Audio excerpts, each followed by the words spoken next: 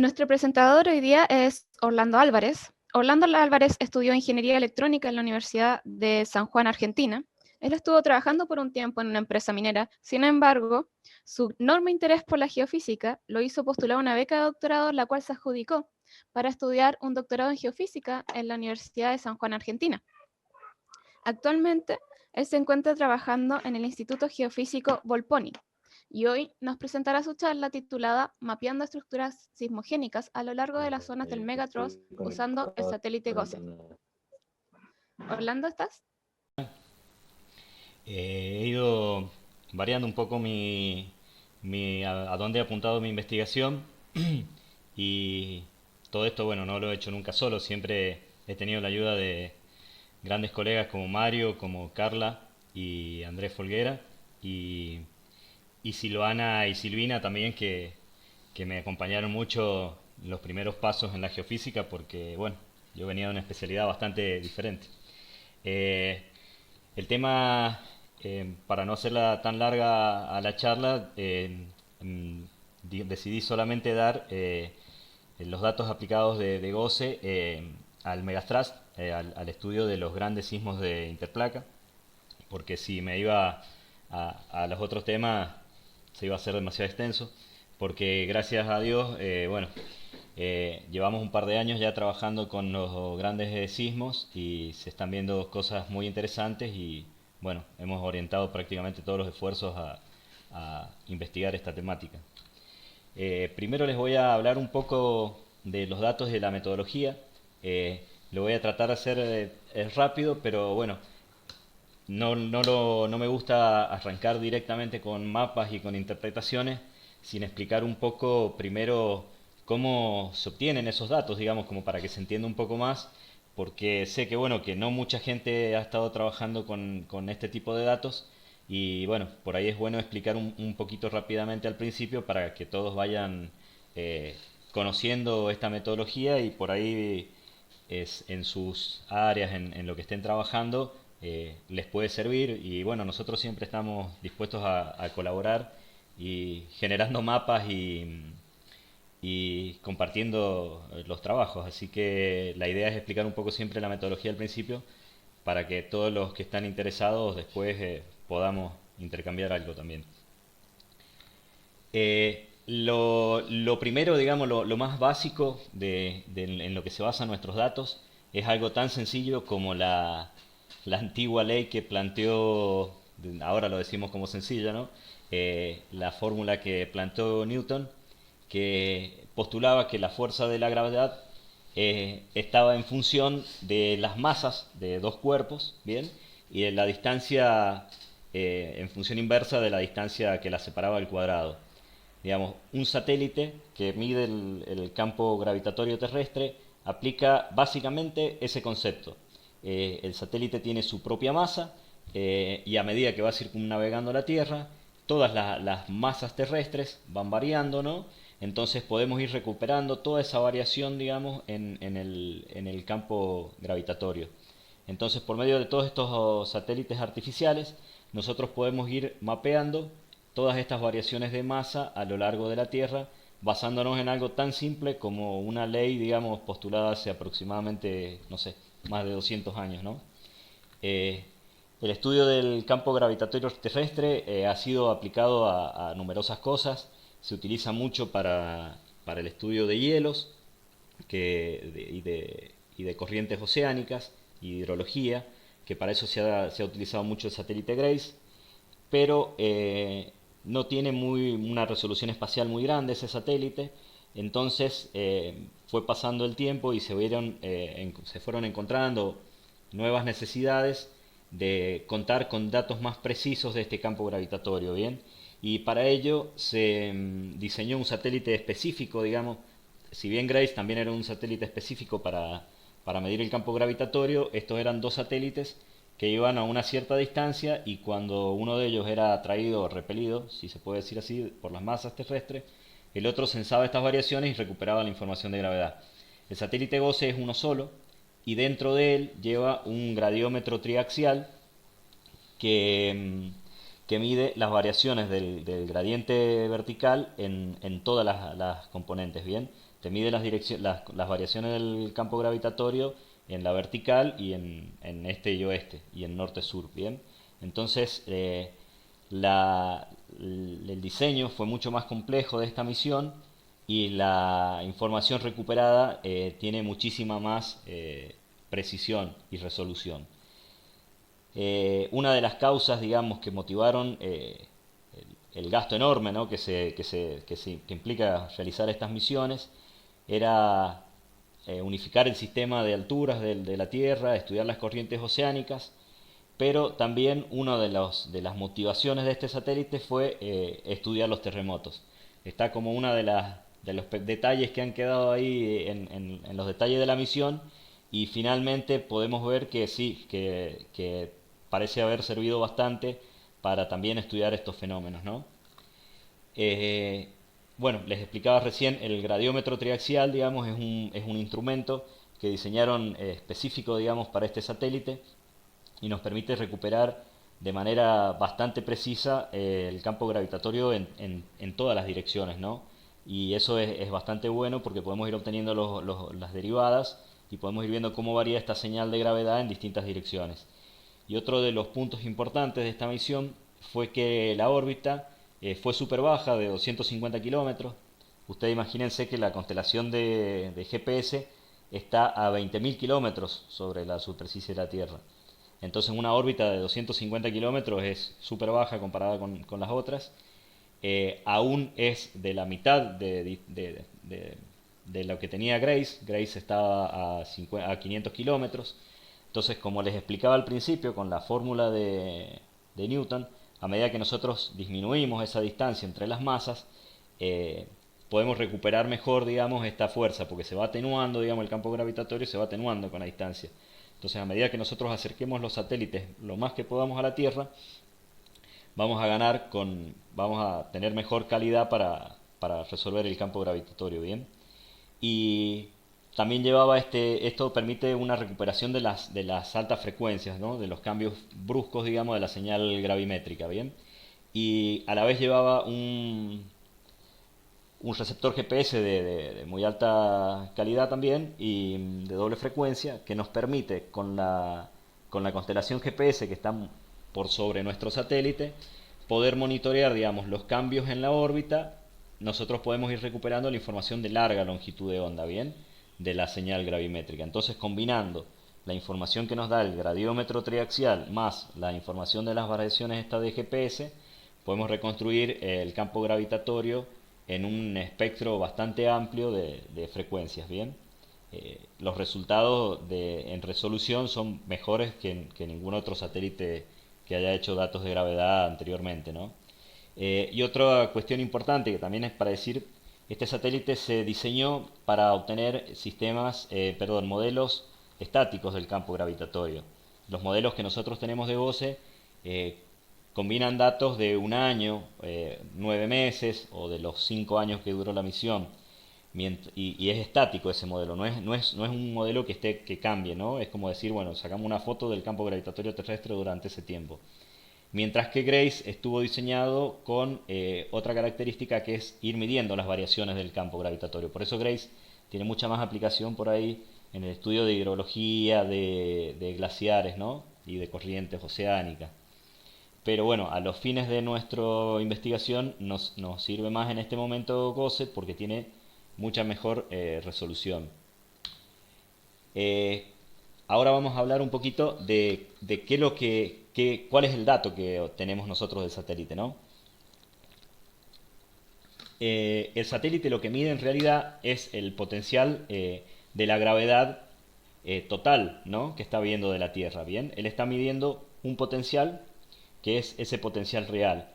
Pero ese potencial real está compuesto de dos potenciales, si se quiere decir, un potencial de gravedad normal, que sería la gravedad de una Tierra de un tamaño normal, digamos, como un modelo WGS-84. Y si nosotros hacemos la diferencia entre este potencial que midió el satélite menos ese potencial de la gravedad normal de un elipsoide determinado, obtenemos un potencial anómalo. Este potencial anómalo es el que nos está diciendo cuánto se está desviando o cuánto estaría variando la gravedad respecto de esa Tierra ideal o hipotética.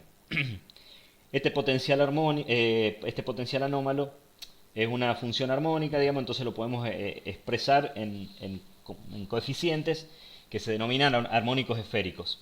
Nosotros cuando bajamos un modelo, lo que tenemos es una serie de coeficientes con valores que va variando, digamos, al meterlos en esa fórmula, obtenemos los mapas para determinadas coordenadas en latitud y longitud. Bien. Y bueno, a partir de este potencial anómalo, nosotros podemos tener distintos productos. El geoide, que lo conocen todos, ¿no? La anomalía de gravedad, que también ha sido ampliamente utilizada. Y finalmente el tensor de gradiente gravimétrico, que es una de las novedades, digamos, de los datos de este satélite, porque no es simplemente dividir, digamos, derivar el potencial de la gravedad dos veces, sino que realmente el satélite midió estas cantidades, porque midió las variaciones en los ejes, ¿bien? Entonces nosotros el tensor que estamos viendo es un tensor medido, ¿no? No es un artificio matemático, digamos. Y eso es bastante importante. Y una vez que nosotros tenemos nuestro modelo satelital y calculamos el potencial este anómalo en la región determinada, tenemos que corregirlo por varias cosas. Lo más importante es corregirlo por el efecto topográfico, porque las masas topográficas, como la mayoría sabrán, nos enmascaran la señal de gravedad litosférica. Nosotros queremos saber qué es lo que está pasando bajo la superficie, ¿no?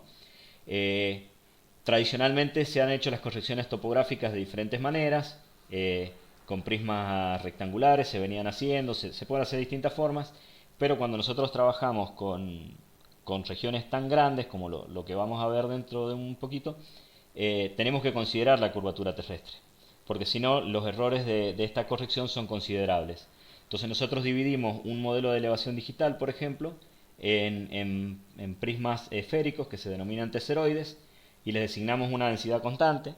Hay algoritmos que también permiten calcular con densidades variables, pero bueno, hay que tener muchos datos también para poder hacer eso.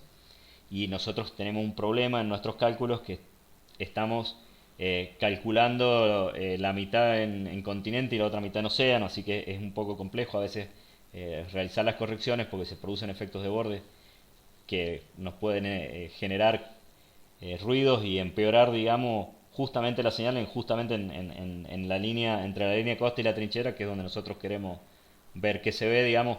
Tenemos que tener cuidado con las correcciones porque a veces genera justo mucho ruido ahí si queremos corregir por un lado la placa ahí y por el otro lado el continente, digamos, es complicado. Eh, entonces, bueno, hacemos estas correcciones con prismas esféricos para tener en cuenta esta curvatura terrestre. Y estamos utilizando por ahora densidades constantes, ¿bien? Esto sería una respuesta del gradiente vertical a un modelo sistético. Si nosotros tomamos un prisma rectangular, por ejemplo, de una densidad determinada con un contraste en sus costados, calculamos el gradiente y la anomalía y podemos ver cómo hay diferencias en estas cantidades porque el gradiente vertical, por ejemplo, nos resalta mucho los bordes de este cuerpo. Fíjense cómo en la figura de la derecha, donde dice TZZ, sería el gradiente vertical. Nos está mostrando bien los bordes del cuerpo, mientras que la anomalía nos está mostrando más la localización del centro de la masa anómala, ¿bien? Entonces estos serían los primeros diferencias entre calcular una cantidad y la otra. Y esto es muy importante porque estos modelos globales, al tener una resolución bastante grande, digamos, bastante grosera, por ahí cuando calculamos las anomalías, la respuesta, digamos, en los mapas es bastante difusa, ¿no? Porque no tiene tanto detalle. En cambio, al calcular el gradiente, que resalta más los bordes de los cuerpos, obtenemos mapas que nos están mostrando con un poco más de detalle todas estas anomalías o heterogeneidades de la corteza. Acá hay otro modelo sintético que serían dos litologías diferentes, por ejemplo, y vemos el contacto, de nuevo, como el gradiente nos muestra con un cambio abrupto, ¿no? Un cambio abrupto de la señal, mientras que la anomalía es mucho más suavizada. Si le sumamos, digamos, las complicaciones de las heterogeneidades corticales, esto, digamos, es mucho mejor, digamos, se ve más potenciado el uso del gradiente, ¿no? Porque nos permite ver perfectamente esos bordes. Y bueno, ¿qué temática vamos a estudiar? Eso ya lo sabemos. Vamos a estudiar los megaterremotos. Principalmente nosotros hemos venido estudiando los megaterremotos que ocurrieron en la zona de subducción chilena.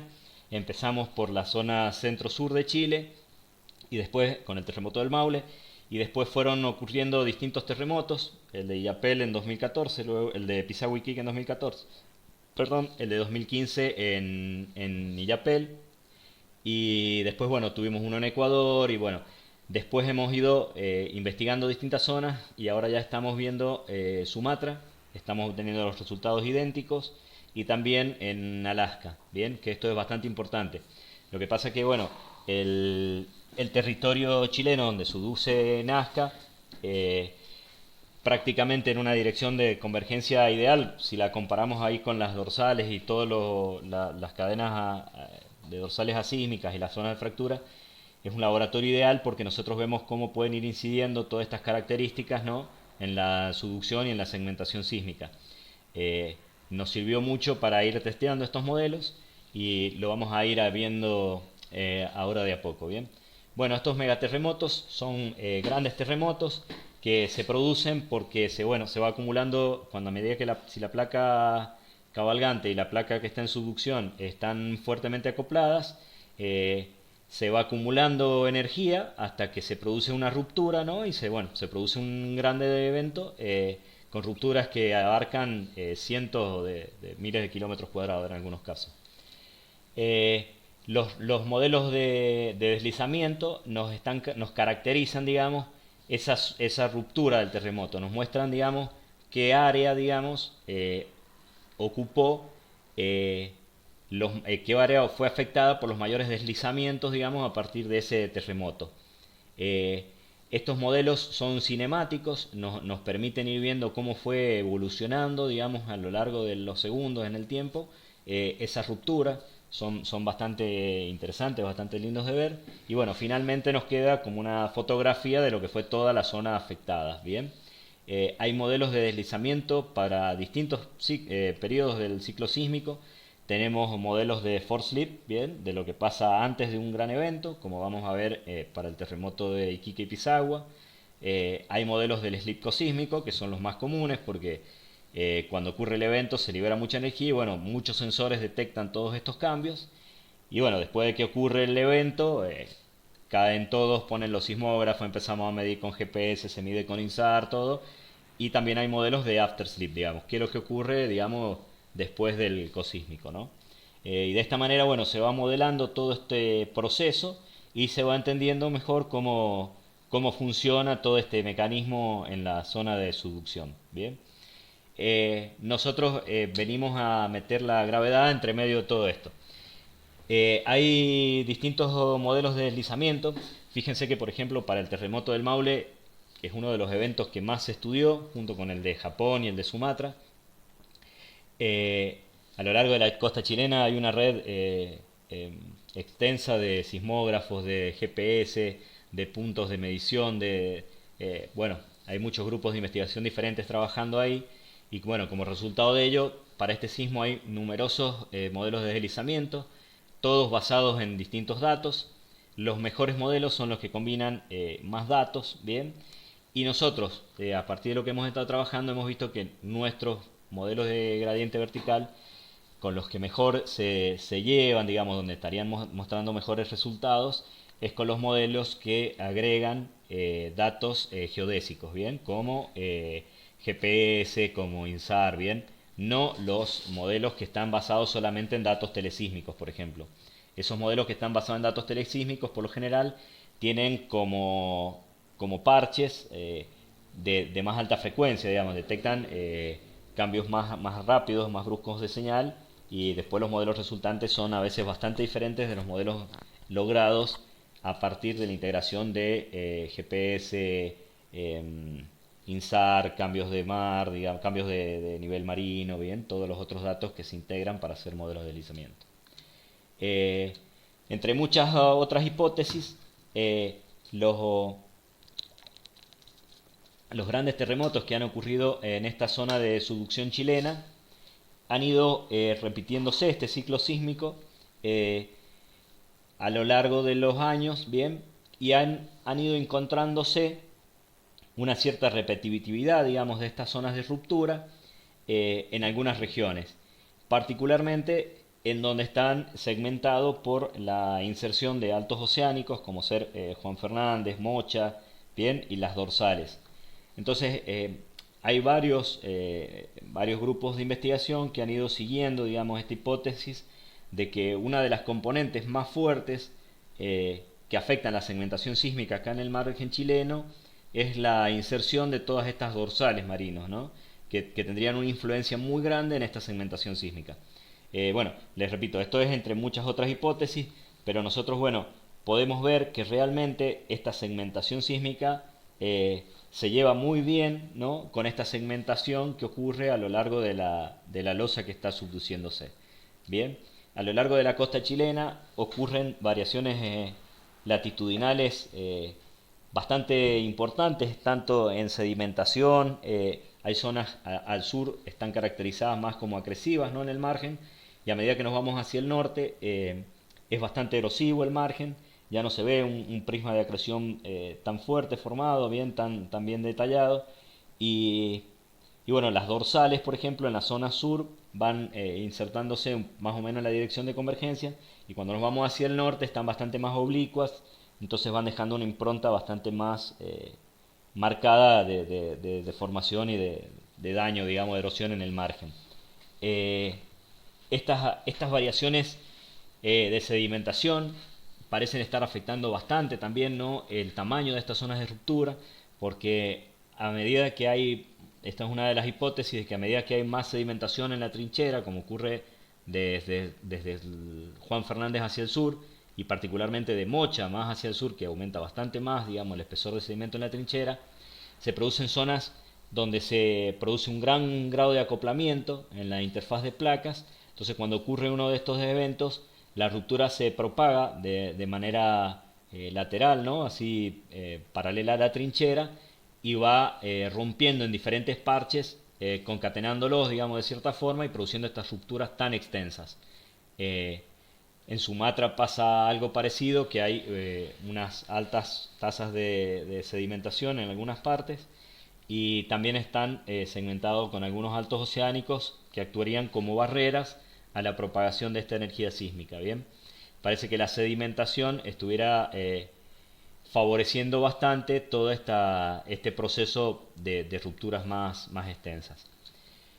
Bueno, hay muchísimos trabajos, particularmente Sparks, Müller, Contreras Reyes, que han ido analizando esta relación entre los altos oceánicos y la segmentación sísmica en distintos lugares en el globo, y particularmente siempre se hace hincapié de que esta región sur de Chile está fuertemente segmentada sísmicamente en relación con estos altos oceánicos.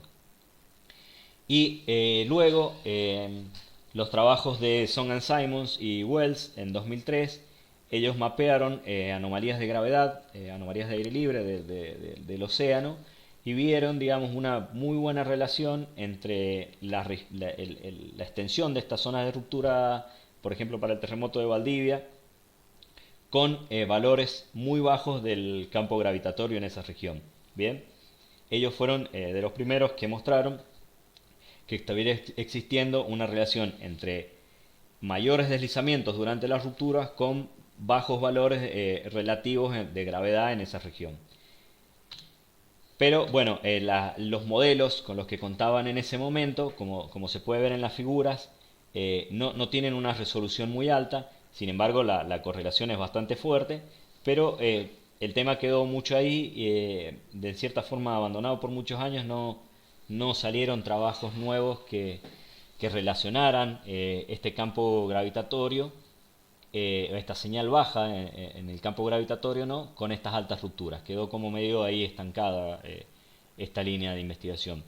Pero cuando nosotros calculamos el gradiente vertical a partir del satélite GOSE en 2000, después del 2010,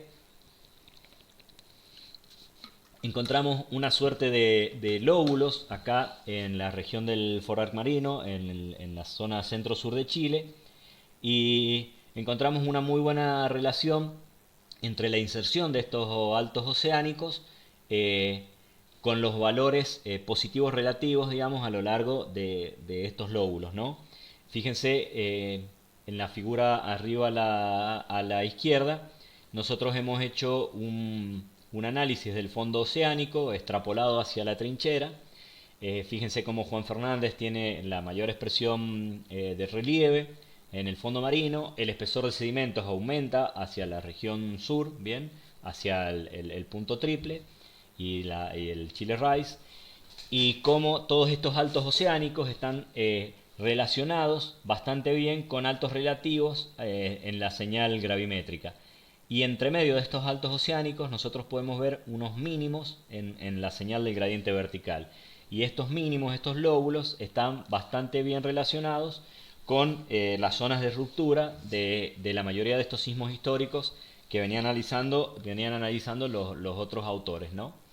Entonces, bueno, gracias a esta mejor resolución que logramos con estos datos, pudimos ver que estas dorsales realmente están produciendo una segmentación expresada acá por la señal gravimétrica y las zonas de ruptura se podían ver bastante bien con estos mínimos bastante bien localizados ya del gradiente vertical. Bien, ya se nota una señal con bastante más detalle que lo que se había visto hasta entonces. Y bueno, luego de este trabajo empezamos a evaluar cada evento más particularmente. Uno de los más significativos fue el del Maule, que produjo una ruptura bastante importante con tres lóbulos. Bien, acá les muestro algunos modelos de deslizamiento. Fíjense que el evento ocurrió aproximadamente a los 36,5 grados de latitud sur, pero sin embargo la ruptura no se produce de manera concéntrica, digamos, a este epicentro, sino que la energía se libera ahí un poco cercana al norte del epicentro, pero se produce un parche principal entre los 34 y 35 grados, bien, donde se produce el máximo deslizamiento de la ruptura. Y esto lo ven distintos modelos, ¿no? A partir de diferentes datos, corroboran todos lo mismo, que la máxima ruptura se produjo bastante más al norte de donde había sido el epicentro.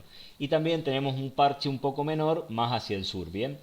Entonces, esto nos está mostrando que existe una enorme heterogeneidad en esta región de interplacas y nos llama la atención a decir, bueno, tenemos que estudiar este fenómeno para ver cómo podemos caracterizar, ¿no?, todas estas heterogeneidades que están ahí en el margen, que actúan de esta manera en un evento, cómo podemos estudiarlas a partir del campo gravitatorio. Y fíjense en la figura C abajo, ¿no? El modelo de deslizamiento ese es el modelo que publica Moreno en 2012. Es uno de los modelos más completos para este evento y basado, digamos, en una muy buena recopilación de datos a lo largo de los años a partir del evento y del cosísmico, ¿no? Encontramos una muy buena relación entre los máximos de deslizamiento y los mínimos de gradiente vertical, intercalados, ¿no?, con unos valores relativos, digamos, más positivos entre medio. Bien, como que hay algunas barreras entre medio y otras que evitan esa propagación de la energía sísmica y otras partes donde se aumenta toda esta liberación de energía, ¿no?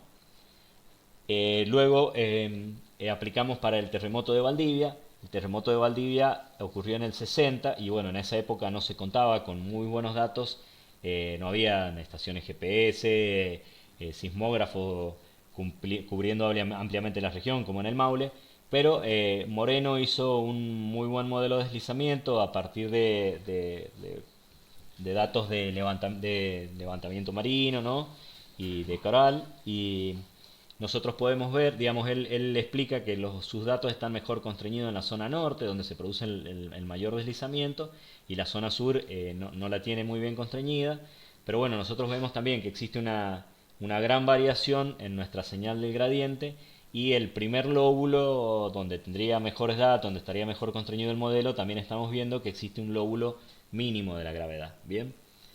Entonces nosotros, a partir de todo esto, planteamos, digamos, que podíamos mapear a priori estas zonas de megathrust, ¿no? De megafalla inversa, donde se producen los grandes terremotos costeros estos, podemos mapear a priori estas barreras a la propagación de la energía sísmica y los lóbulos mínimos, que serían las regiones donde se producirían los mayores deslizamientos luego, ¿no? Cuando ocurre un evento.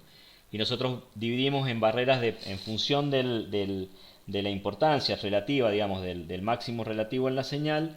Definimos barreras de primer orden, donde la señal es mucho más positiva, como en Juan Fernández, Mocha y en la Unión Triple. Fíjense que la señal es bastante más positiva, se ve más segmentada en esos puntos. Entonces esas serían barreras de primer orden. Y entre medio, donde estos lóbulos de gradiente mínimo están un poco más unidos, las barreras que hay entre medio serían barreras de segundo orden. Bien, cuando un evento determinado ocurre, a medida que se va liberando la energía, si se encuentra con una barrera de primer orden, en función de la energía que tenga, podrá romperla y continuar liberando en el parche siguiente o no. Y cuando llegan a las barreras más fuertes de primer orden, se van debilitando enormemente y prácticamente no pasa ruptura hacia el otro lado. Digamos, esto es como ver el diario del día después. Obviamente nosotros ya vimos lo que pasó con el evento del 60, que ocurrió al sur de Mocha y toda la ruptura tuvo la directividad hacia el sur. eh, y el del Maule no atravesó de Juan Fernández para arriba ni prácticamente de Mocha hacia abajo. Pero bueno, lo bueno es que el gradiente nos está mostrando que esto que ya ha ocurrido realmente se puede caracterizar también con estos máximos mayores, digamos, e interpuestos de manera perpendicular a la trinchera.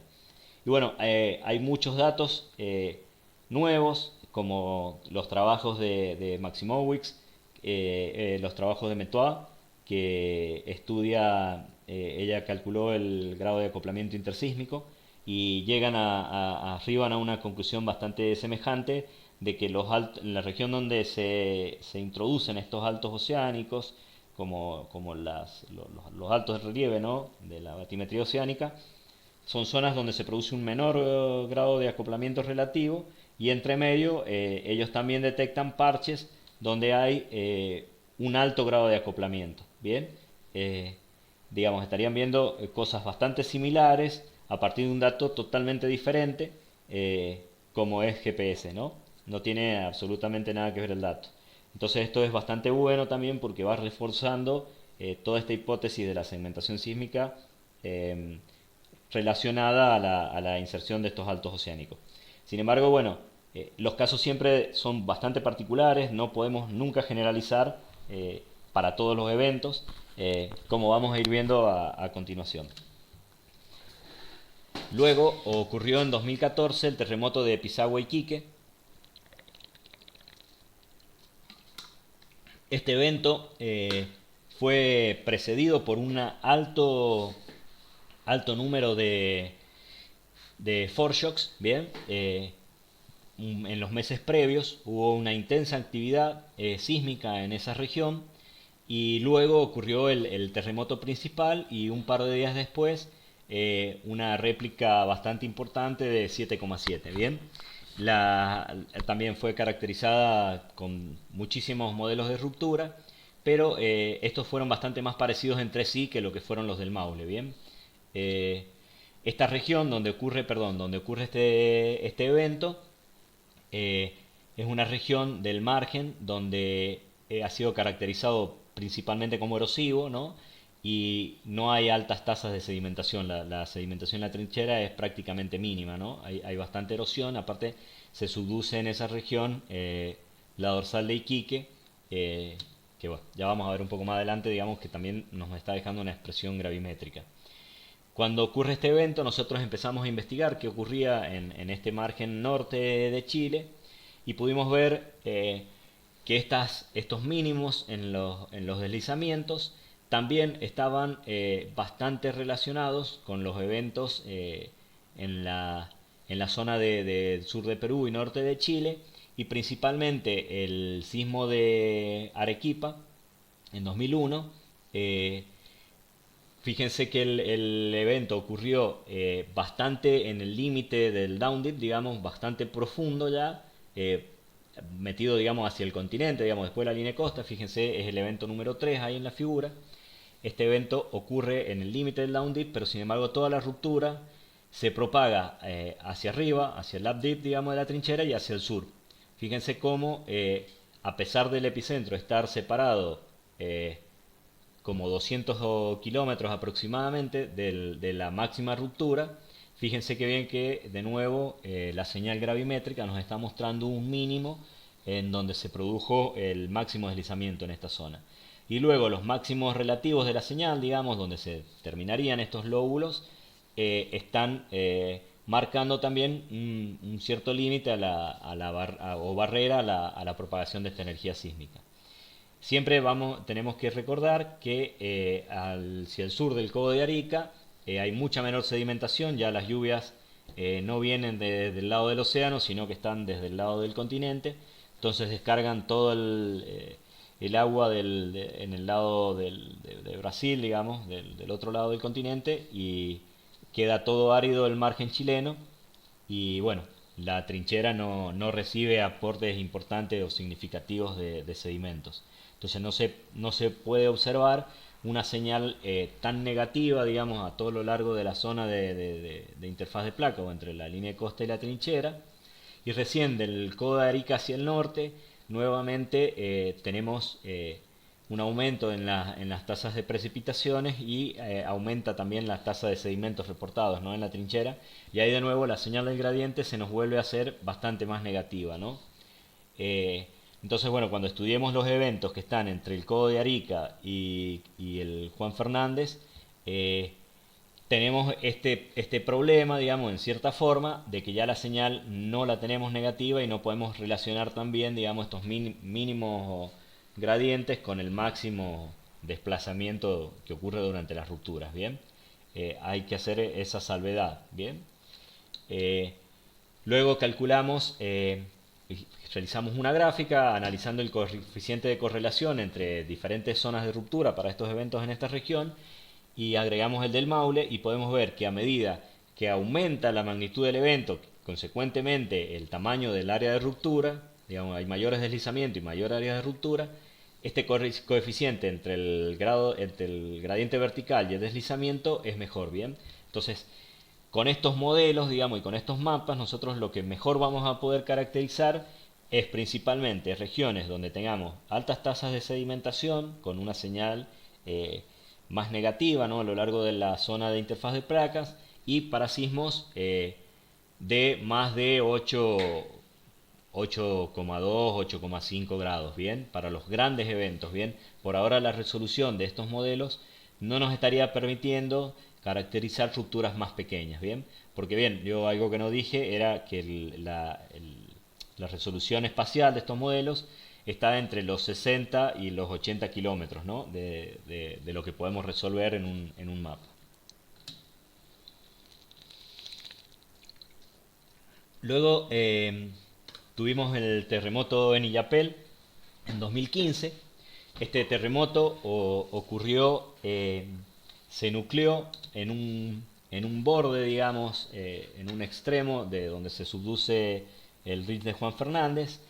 Y cuando nosotros calculamos el gradiente vertical, corregido por topografía en esta zona, vimos que hacia el sur de Juan Fernández, como les explicaba hace rato, las rupturas históricas coinciden muy bien con estos mínimos parches de deslizamiento, pero hacia el norte de Juan Fernández, ¿no?, ya esa correlación no es clara, ¿bien? No era clara.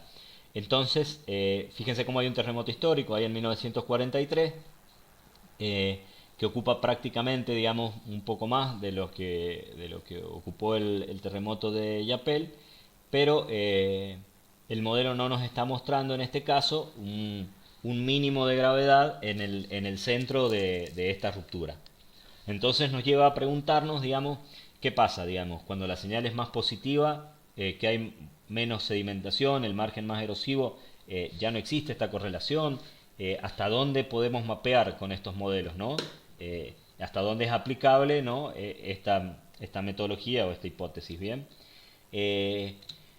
Pero indagando un poco, descubrimos que en realidad a la profundidad, digamos, que se encontraban las masas anómalas más fuertes, digamos, que estaban caracterizando la señal a esa longitud de onda, eran un poco más superficial lo que estábamos viendo. Entonces nosotros, a partir de un trabajo que hace Featherstone, que permite, a partir de ir truncando los modelos armónicos esféricos, digamos, no usar todos los coeficientes, eso que les contaba al principio, si nosotros usamos menos coeficientes, eh, vamos viendo anomalías, digamos, que tienen fuentes más superficiales. Bien, derivando una fórmula parecida, nosotros encontramos que para el gradiente vertical mapeamos, no he puesto las profundidades, pero bueno, si nosotros utilizábamos el modelo hasta el máximo grado y orden, podíamos mapear hasta 21 kilómetros.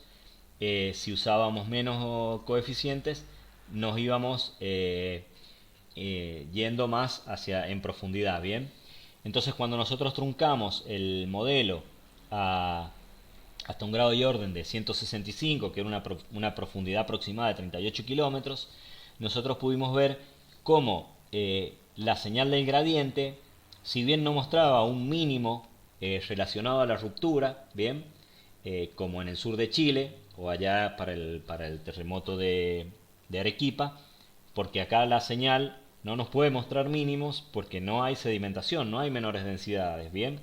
Entonces, lo que sí pudimos ver, perdón, es que la inserción del Ris Juan Fernández y de la zona de fractura de Challenger sí producían un máximo relativo, bien, a lo largo de la trinchera. Y fíjense cómo se produce una inflexión, ¿no?, de los contornos, ahí marcada con líneas de punto de trazo rojo, cómo se produce esta inflexión de la anomalía, del gradiente vertical, ¿no? Indicándonos la influencia de Juan Fernández a estas profundidades. Y los epicentros, digamos, también están mostrando, de los aftershocks, están mostrando, digamos, estas regiones, ¿no? Entonces nuevamente podemos ver que estas dorsales están actuando como barreras a la propagación de esa energía sísmica y podemos mapearlo, aunque no tengamos baja señal de gradiente, podemos mapear aún así estas barreras a la propagación de la energía, ¿bien? Lo que nos podría estar permitiendo también a priori ir definiendo hasta dónde podrían llegar las rupturas, digamos, longitudinalmente, ¿no?, en esta región, digamos, de Chile, a lo largo de la trinchera. Eh, Fíjense que a lo largo este evento aumentó bastante los deslizamientos continente adentro.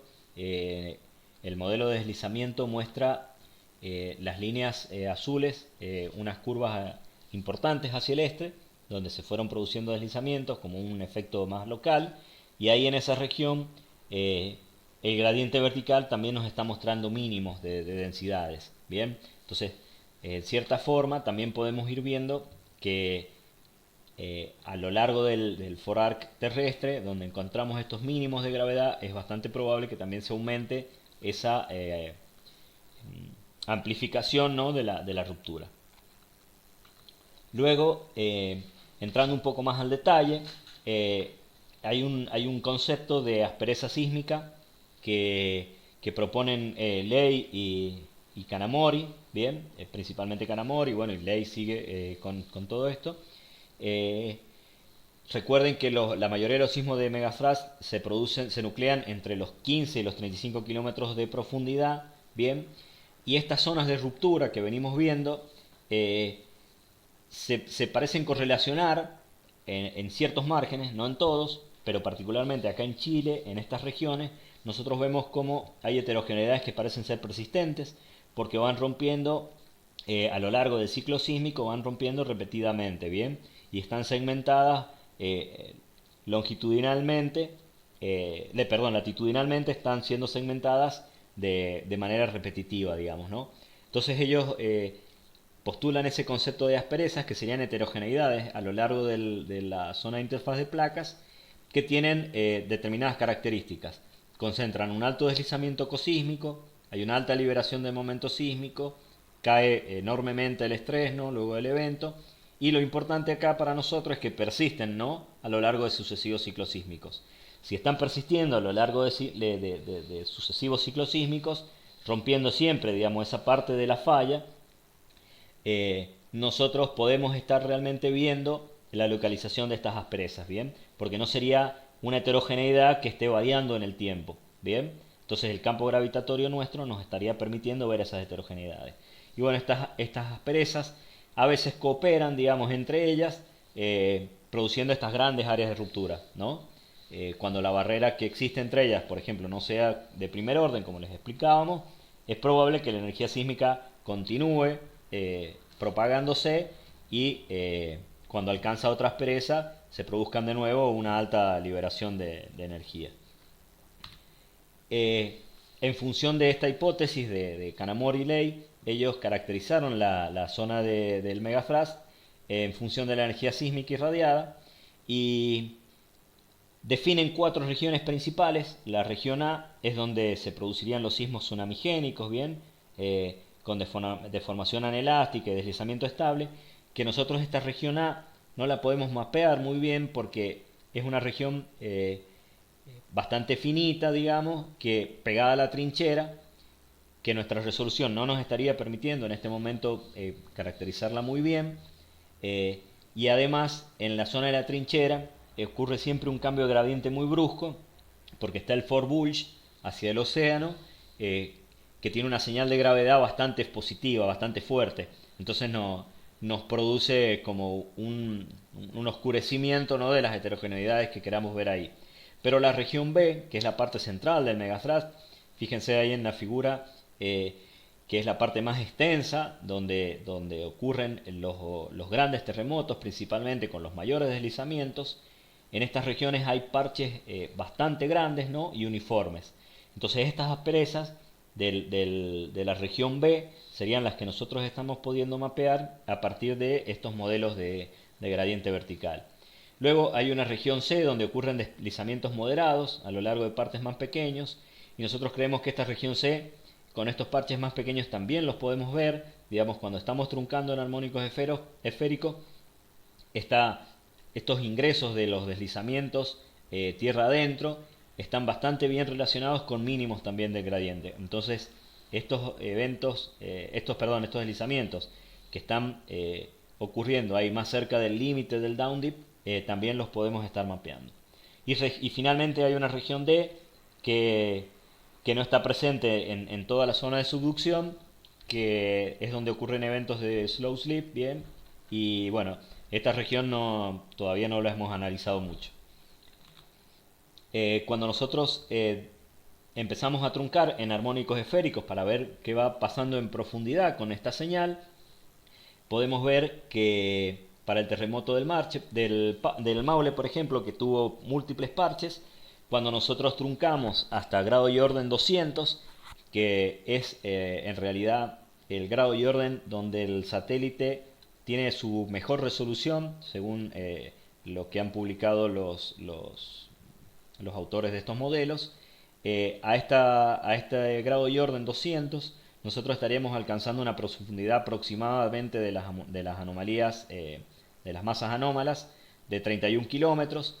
Fíjense, esta sería la figura C, ahí a la izquierda, abajo. Fíjense cómo los parches de deslizamiento coinciden perfectamente con estos mínimos lóbulos del gradiente vertical. Y los valores de máximos relativos, que están señalados con unas flechas blancas, estarían mostrando estas barreras a la propagación de la energía sísmica, ¿bien? Entonces, nosotros truncando los modelos podemos irnos un poco más en profundidad hasta encontrar dónde están estas asperezas y estas barreras. Acá hemos mapeado también algunas fallas de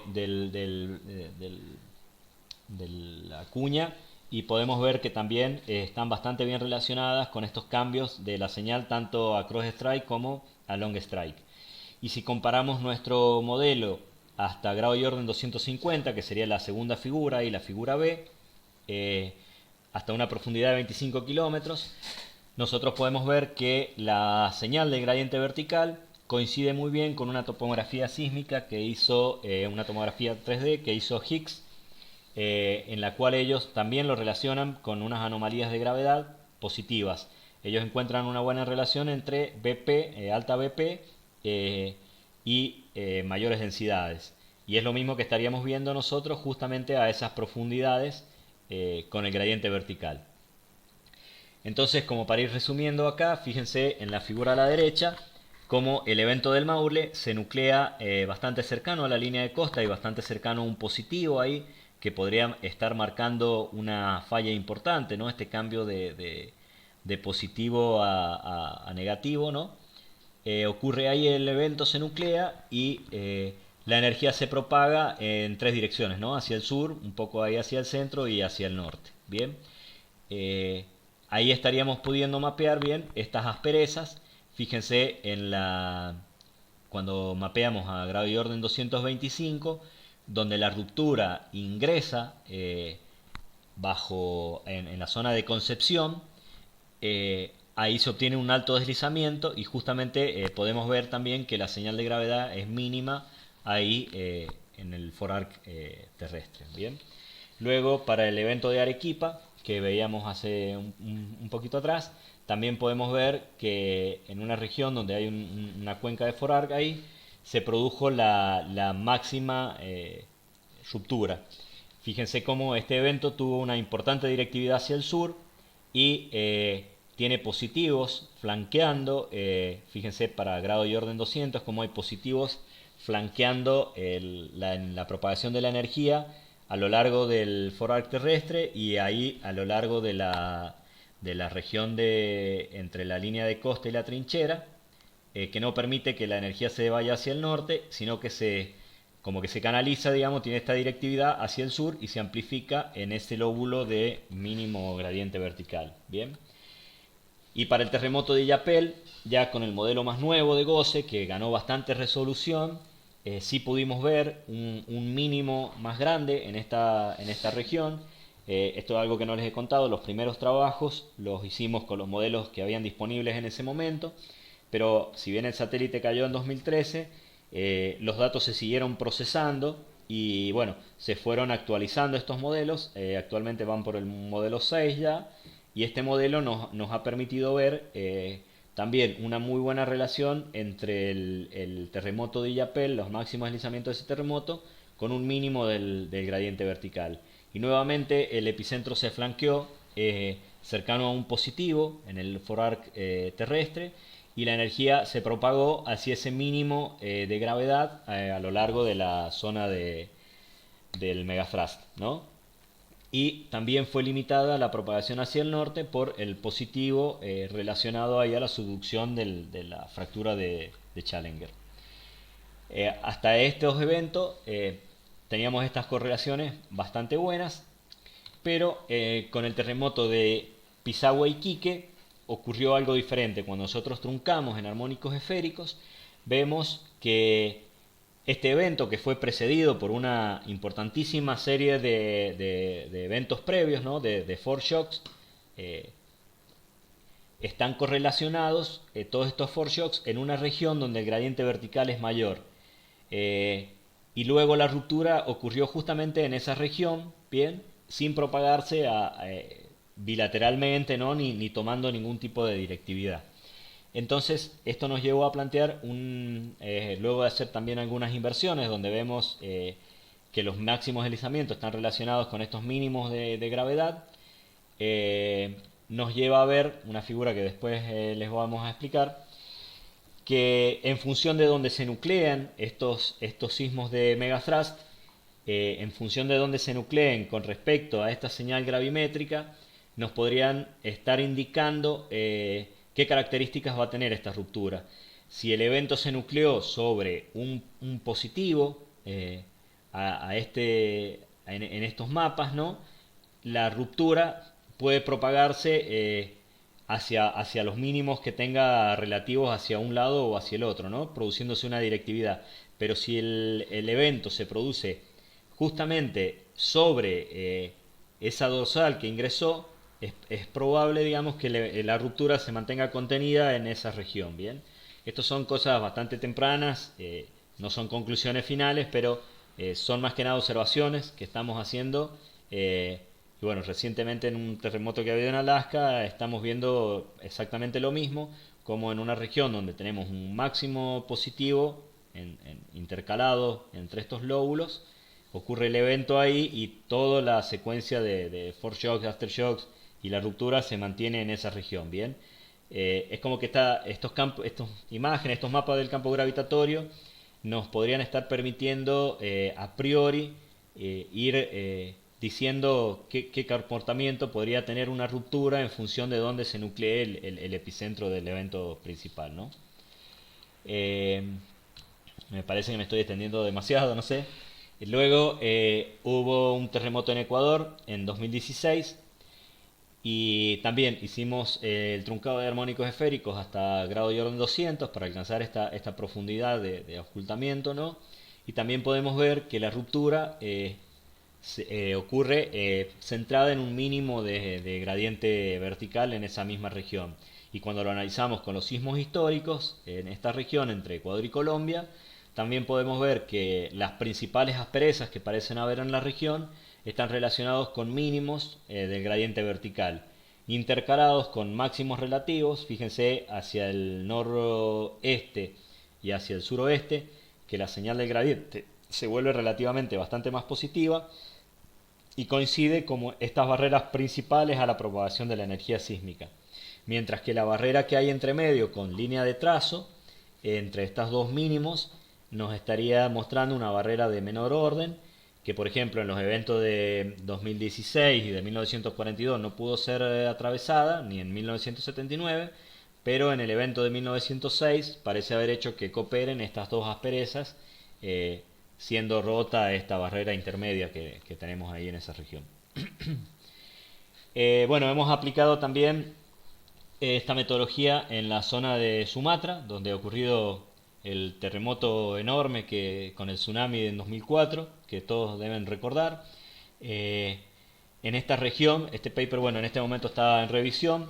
En esta región, fíjense que el modelo de deslizamiento tiene una relación altísima, ¿no?, con el campo del gradiente vertical, exactamente como lo veíamos para el Maule. Fíjense cómo los máximos parches de deslizamiento ocurren en mínimos de gravedad y esos deslizamientos cuando se van como atenuando, donde hay menor deslizamiento, coincide con máximos relativos del gradiente vertical. Bien, entonces fíjense también cómo se nuclea este evento acá en la región sur, muy cerca de un positivo en el gradiente, y la energía no se propaga hacia el sur, actuando como barrera principal, ¿no?, ahí sobre una isla, y toda la energía del evento se propaga hacia el norte. Luego hemos analizado también la zona sur de Sumatra, donde los eventos históricos también coinciden con estos parches mínimos del gradiente vertical, pudiéndose mapear de nuevo estas barreras intermedias de menor orden y las otras barreras principales a la propagación de la energía sísmica. Bien, para este evento hemos encontrado también relaciones con algunas otras cosas que vamos a ver rápidamente. Y una de las conclusiones importantes es que en este caso el mínimo gradiente vertical no está bajo las cuencas, como proponía, digamos, Wells y Song-Simons, que las máximas rupturas se producían sobre las cuencas, sino que el gradiente vertical acá está centrado, digamos, fíjense que el mínimo está justo donde están localizadas las islas, en el margen de Sumatra, que es donde está el prisma de acreción en esa región. Entonces no ocurrieron los máximos deslizamientos y rupturas acá sobre las cuencas, sino donde está el prisma de acreción y donde está de nuevo el mínimo gradiente vertical. Y bueno, los datos de GPS y los modelos de grado de acoplamiento sísmico también están mostrando esta relación entre el alto deslizamiento, ¿no?, y anomalías que hay bajo las islas, no en la región de las cuencas, que en este lugar estaría entre las islas, ¿no?, y el continente, digamos, la parte de Sumatra más grande. Bueno, resumiendo, a partir de lo observado, nosotros estamos pretendiendo poder inferir en cierta forma a partir de estos mapas estas regiones donde se pueden llegar a localizar estas barreras a la propagación de la energía sísmica, y en función de donde se vayan nucleando los eventos, poder decir o poder ver hacia dónde se podría propagar la energía sísmica. Podríamos estar mapeando las barreras, las asperezas del dominio B y del dominio C principalmente, nada más. Hacia la trinchera no tenemos resolución y también se puede observar bastante claro el efecto de la directividad, cómo va siguiendo estas mínimas densidades a lo largo de la zona del forac marino, cómo se nuclean todos estos eventos, siempre cerca de altos positivos, ¿no?, del gradiente vertical, que podrían estar identificando algún tipo de falla en esa región, ese cambio abrupto entre el gradiente. Y bueno, lo que decía, principalmente estaríamos viendo el dominio B y el dominio C siguiendo a Ley y Kanamori. Eh, para los últimos grandes de terremotos, es para los cuales hemos hallado una mejor correlación de estos modelos, de nuestros modelos con los modelos de deslizamiento, principalmente debido a que nuestro modelo de gradiente tiene una resolución bastante alta y, y nos permite mapear solamente por ahora estas rupturas que tienen áreas gigantes de ruptura, ¿bien? Eh, y bueno, hay otra cuestión más, que es agregar el tiempo como variable. Eh, Sabrán varios o no que existe un ciclo sísmico a lo largo del cual se van produciendo diferentes estadios eh, y nosotros, por medio del campo gravitatorio y sus variaciones, si bien el satélite GOSE no fue diseñado para estudiar estos campos de gravedad, nosotros cuando hicimos las diferencias entre dos modelos subsiguientes, que justamente ocurrieron antes del terremoto de Iquique Pisagua y luego del Maule, pudimos mapear que antes del terremoto de Pisagua y Iquique la gravedad disminuyó considerablemente en la región donde se produjo la mayor ruptura, y para el evento del Maule pudimos ver el cosísmico, notando un aumento de densidades, ¿no?, en la región cercana a la línea de costa, que es donde se producen siempre los mayores deslizamientos en el cosísmico, ¿no? Y luego si calculamos para el geoide, eh, pudimos observar con un mayor detalle cómo en el evento de Iquique y Pisagua el geoide disminuyó a lo largo de todo el forar marino. Fíjense cómo la señal del geoide presenta un intercambio de valores negativos a positivos y luego a negativos, ¿bien? En la región norte y en la región sur, pero en la región central el geoide disminuyó a lo largo de todo el forar marino, justamente en la región donde se produce toda esta secuencia importante de foreshocks, ¿bien? Y los modelos de force slip en esa región, digamos de los deslizamientos previos al evento, muestran levantamientos también hacia el norte y hacia el sur de esta disminución de gravedad. Entonces sería muy importante poder contar con satélites que nos estén monitoreando en cierto tiempo real, ¿no? Los campos gravitatorios, tiempo real, digamos, un satélite le podríamos decir días o semanas, no va a ser segundos ni minutos, pero obviamente que estos eventos y las deformaciones asociadas tienen que ir ocurriendo en grandes lapsos de tiempo, así que sería bastante interesante contar con satélites que permitan observar estos cambios a lo largo del tiempo en la señal de gravedad, para ver si esto que hemos visto de variaciones del geoide para este evento se puede ir mapeando para otros eventos, porque sería un importante predictor sísmico, ¿no? O una monitorización, digamos, de una zona de megathrust, bien, que para ir viendo cómo está evolucionando en el tiempo. Y una de las cosas importantes de estos satélites que miden gravedad, que también tengo que resaltar, es que los datos GPS, si bien tienen una resolución muy buena y se han obtenido modelos fantásticos, ¿no? Y hemos aprendido muchísimo del ciclo sísmico a partir principalmente de datos de geodesia, eh, cuenta con la imposibilidad de tener sensores en el fondo marino. Se han desarrollado sismógrafos para fondo marino también, pero son bastante caros y difíciles de cubrir en extensiones areales tan grandes, ¿no? Hasta que pase cierto tiempo que se logren los desarrollos tecnológicos para tener GPS o sismógrafo marino cubriendo el globo, Mientras tanto, podríamos ir ganando bastante tiempo teniendo satélites midiendo variaciones de gravedad para ir estudiando la evolución, ¿no? de, del acoplamiento intersísmico en estas zonas de grandes rupturas. Y bueno, hay muchas otras relaciones que explorar, como las anomalías de onda sísmica, como BP con gradiente vertical, que como les comentaba, Higgs había encontrado una muy buena relación con anomalías de gravedad, pero bueno, el gradiente tiene una mejor resolución y lo bueno de estos modelos de satelitales es que nos permiten cubrir todo el globo. eh, y hay muchas zonas de subducción que son bastante inhóspitas y alejadas, y bueno, con los satélites tenemos acceso a todas estas regiones. También el valor V-value, que está relacionado, parece, con anomalías residuales, según Sobisak, también lo hemos observado con el gradiente vertical.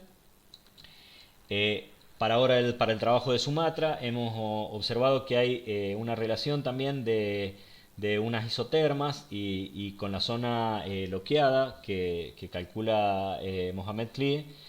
eh, Hay una muy buena relación también con esta heterogeneidades del gradiente vertical con esta estructura térmica.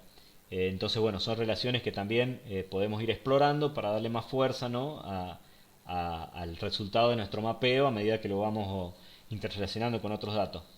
Y otra relación importante es el grado de acoplamiento sísmico con el gradiente vertical, que estos datos de acoplamiento sísmico se logran con datos geodésicos de GPS.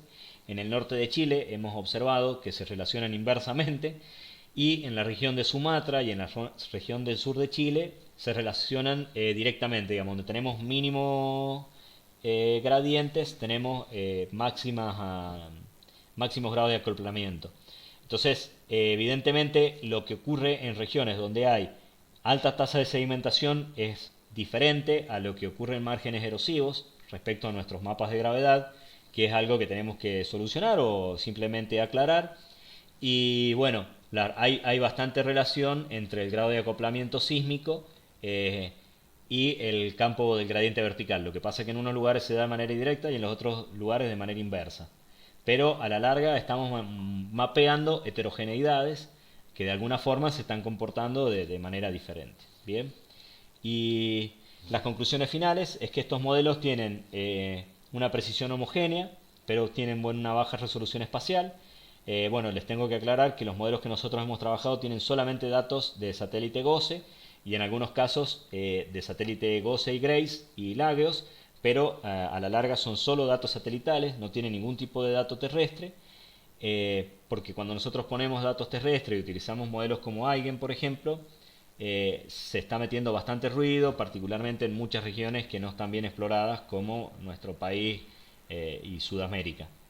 Eh, el modelo Eigen tiene muy buena resolución en océanos, en Estados Unidos, en Europa y por ahí en Australia, pero en el resto del globo no tiene buena precisión porque no tiene buenos datos terrestres en el modelo, igual que GM 2008. Entonces preferimos trabajar, aunque tengamos muy baja resolución espacial, preferimos trabajar con un dato bastante más limpio. Otra de las conclusiones es que el truncado del grado y orden, digamos, no utilizar el modelo hasta el máximo grado y orden, sino utilizar hasta grado 200, podemos encontrar esta relación entre las variaciones del gradiente con las asperezas, ¿no? Las inversiones de las anomalías muestran también estas estructuras de bajas densidades asociadas a las rupturas. Y bueno, nuestros resultados principalmente se pueden aplicar a márgenes con alta tasa de sedimentación, con cuencas submarinas bien desarrolladas también, y en estas regiones podríamos mapear las barreras a la propagación de la energía sísmica como altos relativos en esta señal, mapear las asperezas, que serían los lóbulos de bajo gradiente, en los dominios B y C, digamos, en la región entre la trinchera y la línea de costa, y de la línea de costa, continente adentro, en la región inmediata, digamos, ¿no? Y hay una relación cuantitativa entre el deslizamiento y entre el grado gradiente, entre el alto deslizamiento, digamos, un alto deslizamiento cosísmico está relacionado con un bajo gradiente vertical de gravedad. Digamos, los máximos deslizamientos se estarían produciendo en las regiones donde hay menores densidades, ¿no? Y hay una buena relación también de la estructura sísmica en función de BP, se han observado muy bien la relación del fenómeno, digamos, de directividad sísmica para distintos eventos en Sumatra, a lo largo de toda la costa chilena, bien. Hay una muy fuerte relación entre la directividad sísmica y la señal de gravedad que nos está mostrando las heterogeneidades de masa que hay en estas regiones de la corteza, ¿no? Y hay buena relación también, muy buena, con las rupturas históricas, que bueno, las mapean con elipses grandes así, porque a veces los datos no permiten constreñirlo a regiones más acotadas. Pero también estos lóbulos coinciden muy bien con el mapeo de estas rupturas históricas. Y bueno, las mejores correlaciones se obtuvieron para los modelos de deslizamiento que integran datos geodésicos, ¿no?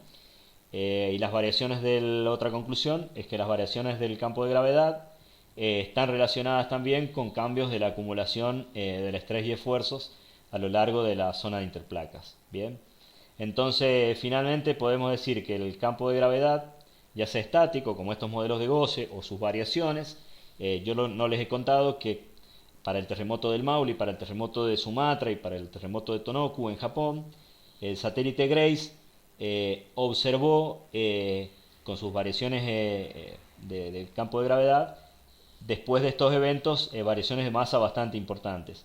Y de hecho, el satélite GOSE para el terremoto de Tohoku funcionó en cierta forma como un sismógrafo espacial, porque las ondas de sonido, digamos, que produjo este terremoto al propagarse por la atmósfera, digamos, produjo variaciones en la órbita del satélite y el satélite sufrió alteraciones, digamos, en su órbita debido a estas ondas. Entonces también detectó, digamos, el terremoto. Entonces, bueno, creo que los satélites tienen mucho para darnos para el estudio de estos grandes terremotos, principalmente ahora, hasta que tengamos mejor resolución. Y bueno, hay muchas variables y relaciones más para analizar y por ahí les he dejado y tengo más preguntas que respuestas, pero bueno, así es la investigación. Aquí estaría terminando. Muchas gracias a ustedes. Muchas gracias, Orlando. Ahora se escucha perfecto. No te preocupes por los inconvenientes técnicos. Ok. Bien, bien. Vamos a Vamos. partir con una pregunta de Sergio Ruiz, quien te agradece por tu presentación. Y en realidad nos pregunta algo que no sabe si mencionaste, que es probable que sí, pero ¿desde qué fecha hay datos del satélite GOSE? Bien. Satélite GOSE fue lanzado en noviembre de 2013, de 2009, y pasaron unos meses haciendo calibraciones. La fecha exacta del los primeros datos del modelo no la sé, pero tiene que ser 2010. Ah, perfecto. Tenemos una pregunta de Hugo Sánchez. También te agradece por tu presentación. Y te pregunta una pregunta que, bueno, tal vez fuera de lugar, como menciona él. ¿Sabes si la constelación de satélites que mandará Elon Musk tendrá algún objetivo que nos pueda ayudar a monitorear mejor las anomalías gravimétricas? ¿Y cómo influiría el hecho de tener una constelación más densa? Bien, no es para nada fuera de lugar la pregunta. De hecho, el otro día estaba pensando, digamos, en la presentación y en este trabajo que estamos haciendo, y recordaba este tema de la constelación de Elon Musk y pensaba que sería interesante lograr gente como él interesada en estas cosas para poder ayudar de alguna forma con sus satélites. Sí, pero no creo que hayan estado pensados para ayudar con esto, lamentablemente. Pero sí, Claro. sería bastante interesante. Juan Pablo nos pregunta, de acuerdo a las investigaciones, ¿existe algún estudio que hable sobre el comportamiento del geoide previo a los terremotos de Iquique, Pisagua e Illapel, por ejemplo? ¿Cómo? Por favor. Sí, no hay problema. De acuerdo a las investigaciones que has visto, ¿existe algún estudio sobre el comportamiento del geoide previo a los terremotos de Iquique, Pisagua e Illapel? Previo al de Illapel no recuerdo, y el de Iquique Pisagua es ese que hemos hecho nosotros, pero no he visto muchos estudios con variaciones previas de geoide. Ok. Leoncio, bueno, Siempre, agradece también perdón, por la... Ah, siempre perdón. se ha estado, perdón, siempre se estaba acostumbrado a mapear más, por ejemplo, para el de Maule, para el de Sumatra, para el de Tohoku.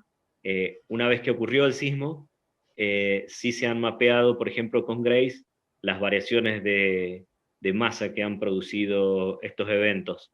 Pero no recuerdo haber visto, que no significa que no los haya, no sé, no recuerdo haber visto análisis de lo que pasaba previamente. Ok. Entonces, bueno, entonces tenemos información con Grace, al menos. Digo, sí, Grace. Con Grace hay para el Maule, hay para Sumatra, hay para Tohoku, y se ve bastante bien. Con Goce también se vio el terremoto de Tohoku muy bien, porque fue tan fuerte, digamos, que modificó las ondas de sonido, digamos, en la atmósfera, y se propagó hasta el satélite, y el satélite detectó, digamos, varió en su órbita muy sensiblemente, ¿no? Pero pudo detectar las ondas sísmicas del terremoto de Tohoku. De hecho, en la página de Goce dice que es el primer sismómetro en el espacio, una cuestión así. Wow, qué increíble. Bueno, Leoncio nos consulta. Tiene dos preguntas. La primera es, ¿cuáles son las principales incertidumbres asociadas a los modelos gravimétricos que se deben tener en cuenta al momento de realizar las interpretaciones? Bien. Y bueno, estos modelos tienen la precisión de estos modelos es homogénea, lo que significa que el error que van a tener es constante, ¿bien? Eso, lo mejor que tienen estos modelos, a diferencia, por ejemplo, de campañas terrestres y marinas, es que los datos son homogéneos, fueron tomados por el mismo instrumento, de la misma forma, bien, eso te da una precisión homogénea. En cuanto a las incertidumbres, dependerá del grado de orden que utilices, y ahí, bueno, tienes que ir calculando los errores. Ya. Y No conforme hay a estos mucho errores, cálculo. claro. Y conforme a estos errores, ¿qué crees? ¿Que hay más variaciones en los modelos de inversión de fuente sísmica o los modelos gravimétricos? Eh, no entiendo la pregunta. ¿Cómo? Si en función de estas incertidumbres, ¿crees que hay más variaciones en los modelos de inversión de fuente sísmica o incertidumbre en los modelos gravimétricos? No sé, cada modelo tiene su incertidumbre y sus errores, pero Sus pros y sus contras. no sé si decir, no es que una cosa sea mejor que otra. Lo mejor es hacer modelados conjuntos, ¿no? Y Claro. corregir recíprocamente, si se puede decir de alguna forma. Complementar la información. Sí, es lo más acertado. Por eso insistía, digamos, en la charla que sería interesante poder de alguna forma sumar estos datos, ¿no? A todos, a los modelos de deslizamiento, digamos, para por ahí, no sé, cuando generan el plano de falla, poder de alguna manera insertar esta distribución de heterogeneidades, ¿no? Para ver si se pueden hacer más precisos después de esos modelos. Pero bueno, son cosas que están todos medio en pañales todavía, creo. Claro, hay mucho por hacer. Diana Comte te agradece tu presentación. Te dice que muestras una buena correlación en general con las anomalías costa afuera, con las anomalías gravimétricas, cuya resolución en profundidad al parecer es muy buena para esas profundidades. Su pregunta es, ¿cuál podría ser la profundidad máxima que podrías determinar para las anomalías gravimétricas que muestra? Y si ello podría también ser aplicado para sismos corticales que ocurren, por ejemplo, en zonas costeras o en el continente. Otra pregunta que también tiene relacionada con la resolución en profundidad. En el continente, por ejemplo, en las zonas cercanas a la cordillera de los Andes, ¿cuál sería aproximadamente la máxima resolución espacial y en profundidad? Bien, vamos por partes. Una por una. Sí, la primera pregunta eran muchas preguntas en la misma, y la segunda también. Con respecto a la resolución en profundidad del gradiente ahí, si pueden ver, bueno, a ver, se sigue viendo la presentación, ¿no es cierto? Sí, Sí, seguimos viendo tu presentación. bien.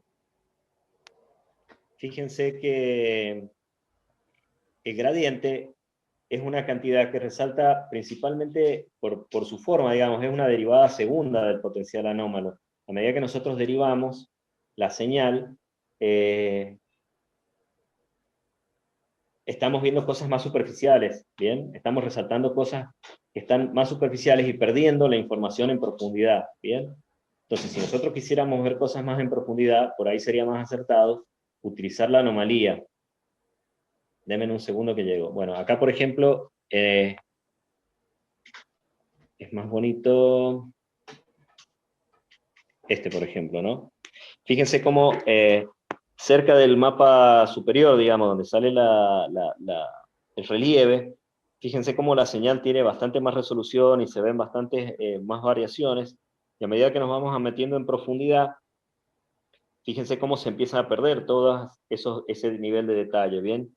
A partir de los 40 kilómetros, que es la última diapositiva, que hay, digamos, la última figura que hay ahí, yo también he calculado a 100, a 50, a, hasta grado y orden 50, que estarían más o menos en 60 kilómetros, ahí ya solamente prácticamente se ve la placa, digamos, se ve un positivo, digamos, en la de Nazca, y se ve solo un negativo, digamos, bajo los Andes. Ahí ya hasta esa región ya no tiene prácticamente más resolución, ¿bien? Ya.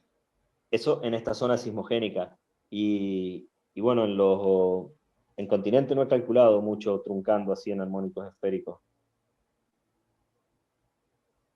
Pero también las masas, digamos, de los Andes y todo eso, tienen que estar enmascarando bastante, digamos, y se tienen que ver muy negativo, por ejemplo, no tiene mucha resolución en profundidad.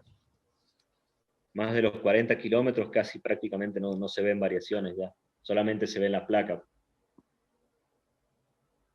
Eso más o menos con la primera pregunta, creo, no sé la segunda. La segunda es relacionada con el continente, lo que también mencionaste, que por Bien, un bueno, y en terremoto. continente tenemos un problema que los terremotos no son tan grandes, digamos. Yo creo que en este momento, por lo menos la señal del satélite nos está sirviendo para mapear estos fenómenos, porque son eventos gigantes, que las rupturas abarcan cientos de miles de kilómetros cuadrados, ¿no? En continente los terremotos son bastante más chicos y no ocupan áreas tan extensas. Entonces, por ahí, si quieren hacer algo parecido, tienes que hacerlo con gravedad terrestre, ¿no? Que aparte es más fácil de practicar. En estas regiones costeras es muy difícil de practicar una gravedad continua porque, bueno, si medimos hasta la costa ahí, listo, y después tenemos que subirnos a un barco, entonces después hay que unir los datos, digamos, todo eso, digamos, se sobrepasa ese problema con un satélite, ¿bien?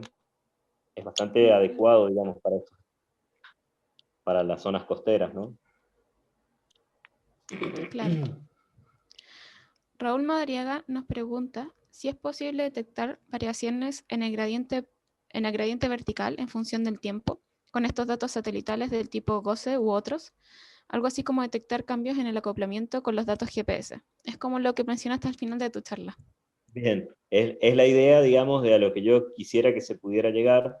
En realidad, si bien yo he hecho y he mostrado ahí en este trabajo y también lo he publicado, digamos que hemos mapeado estas variaciones del gradiente con los modelos de Gauss, en realidad no es lo apropiado, digamos, en realidad lo apropiado es hacerlo con satélite Grace, pero el satélite Grace tiene una resolución muchísimo más pobre que no nos permite ver estas variaciones todavía, ¿bien?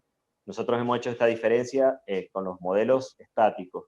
En realidad, si trabajáramos, cosa que no sabemos hacer, digamos, pero la gente que sí sabe hacerlo, trabajar con los datos crudos del satélite, si ellos analizaran las órbitas y trabajaran con esos datos crudos, probablemente podrían ver estas variaciones. Y sí, mi idea es que se podría ver las variaciones de acoplamiento con las variaciones de masa, ¿no? Con los estudios de las variaciones de masa. Sería Claro. interesantísimo y bueno, sería una forma fantástica porque no tendríamos que estar esperando la ocurrencia de un sismo para ver el evento. Tenemos esta resolución continua, ¿no? Porque las estaciones GPS que nos dan una información fantástica también de todos estos procesos, lamentablemente no las podemos poner en el océano. Sé de sismómetros que se han colocado en el fondo marino, como en el caso de Tohoku, que trajo una luz sobre la zona de ruptura que se propagó hacia la trinchera, ¿no? Y rompió un montón de mitos, digamos, o de hipótesis que habían sobre dónde ocurría la ruptura. Para ese evento, con esos pocos sismómetros que tenían submarinos, trajeron muchísima luz. Yo creo que si tenemos satélites que nos mapeen estas variaciones de masa, también va a traer soluciones muy grandes a todos estos fenómenos. Pasa que no existen, digamos, y no se han pensado por ahí ni se han diseñado para eso, pero también tienen sus costos enormes, ¿no? Y en Claro. estos contextos, no sé cuándo van a lanzar nuevas misiones. La última misión que serviría para esto sería Grace, y después de eso no hubo Sí, ninguna otra misión. bien, Grace cayó, creo, y la lanzaron una Grace Follow, de Follow, que está midiendo y está mapeando el campo gravitatorio ya.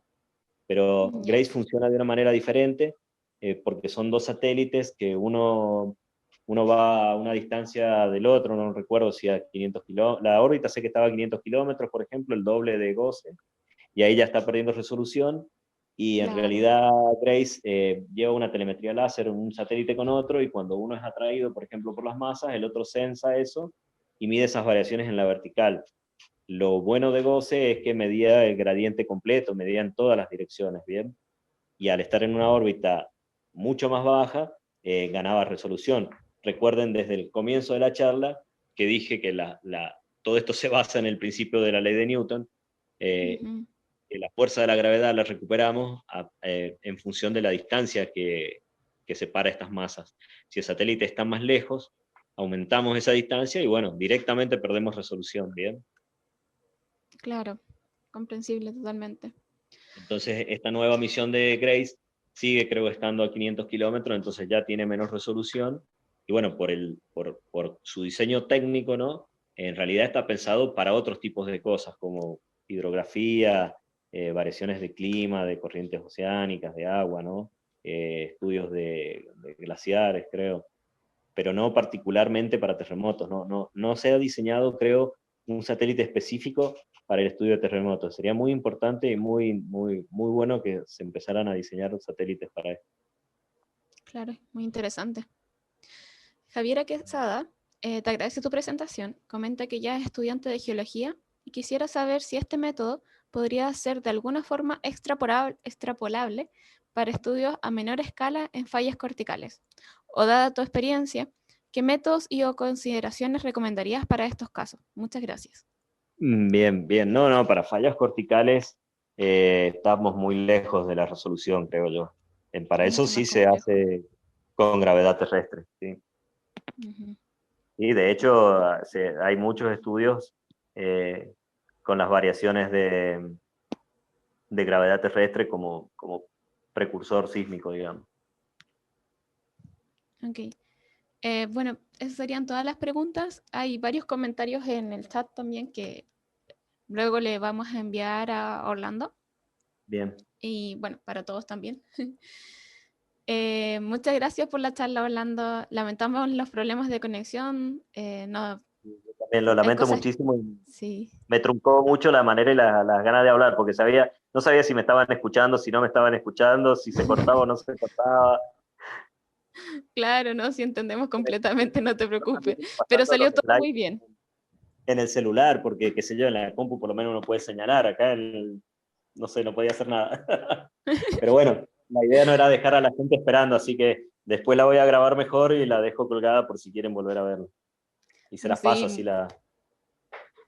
muchas gracias, Orlando. Vamos a agregar también la sección de preguntas a lo que Orlando nos envíe, así que también va a quedar grabado para los que quieran reescuchar sus respuestas. Agradecemos a todos por su participación hoy día. Muchas gracias, Orlando, porque a pesar de todo te mantuviste con nosotros. Hiciste todo lo posible para Gracias estar a ahí. ustedes por todo.